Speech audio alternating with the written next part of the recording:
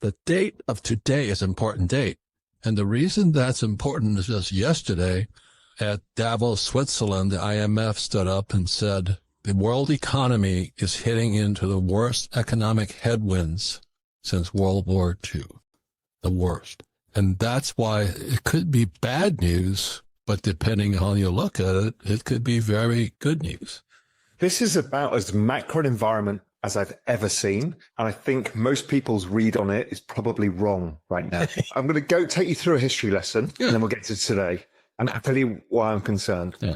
So why World War II? World War II was a fascinating period because, like COVID, the entire world had basically been stuck at home or been on battlefields. Everyone came back. There was no supply of commodities and goods. Global supply chains were broken, and everybody came back and started consuming again.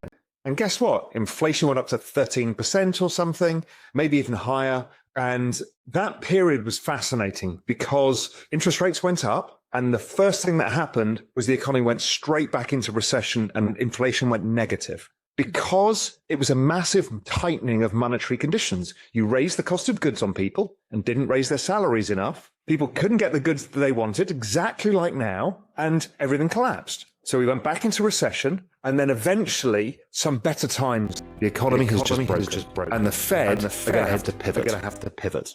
The monetary conditions that we've imposed on corporates and people is the biggest tightening in all history.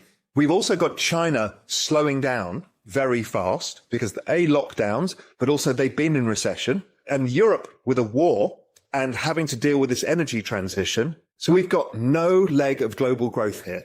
Oh. Now, the question is, how bad? So here's a penny, it's copper. And in 1964, I was looking at the quarters and dimes, same color. Do you know what I mean? It's the same color. So basically, 1964, dimes, quarters, and half dollars became copper. Basically, 1964, dimes, quarters, and half dollars became copper. And that's what you were talking about, debasement. And I think we're paying the price for it because I'm really glad you started with history because macroeconomics is history. You have to look back in time. And every time people did this, first was the Chinese, they printed paper money and the Chinese empire collapsed. And then when the Romans did the same thing, debased the currency.